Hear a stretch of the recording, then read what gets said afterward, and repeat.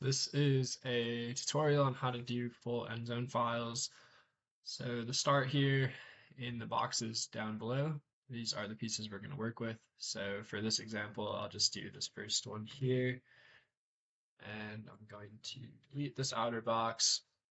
To add the cuts to the pieces, the toolpaths, I'm going to do toolpath, slit cut, uncheck, connect to part, hit multi. Select my first panel there, hit enter, and then I'm going to close it out, hit enter again, multi, and just follow this pattern to put all of the toolpaths on these 7 panels here.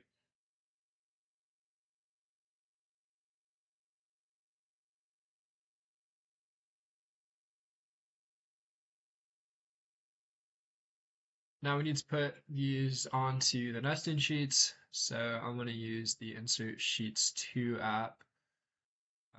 Do a quantity of 7 sheets. And I'm going to grab the first one. I'm going to select it, hit M for move, and then E for endpoint, so I can get that endpoint.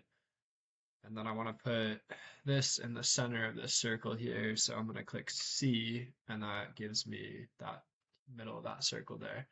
So if I zoom in, I see this is slightly off of the origin, and I want all of my bottom left points to be there. So view M, E,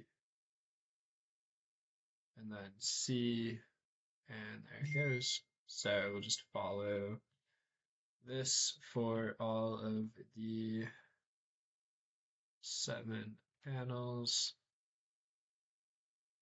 So again, select everything, click M, click E. I have to zoom in to make sure after I click E that I'm getting this corner and not either of those sides of the L. Zoom back out. Click C to give me the middle of that circle. Got 3 more to go, so I'll just move these right there, get them a little closer.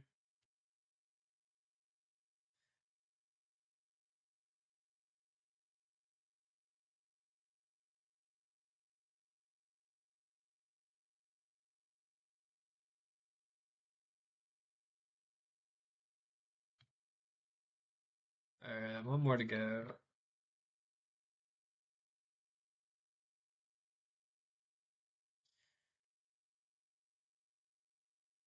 Okay, now that I have everything on its sheets, I'm gonna just run the CNC program.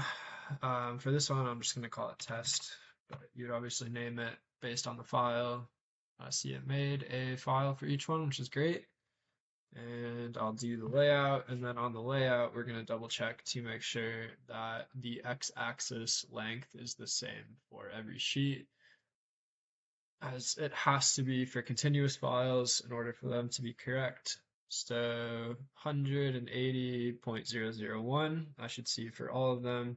It doesn't have to be that number specifically, but it has to be the same x-axis length for each sheet. So I guess every job isn't going to be 180.001, but every job has to have the same x-axis length for each of the sheets, and we do.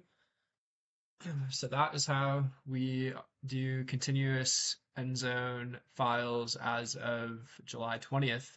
This is a process that maybe will be improved and changes will come. It's kind of been a work in progress since we switched to iGEMS, but that's how we do it for now.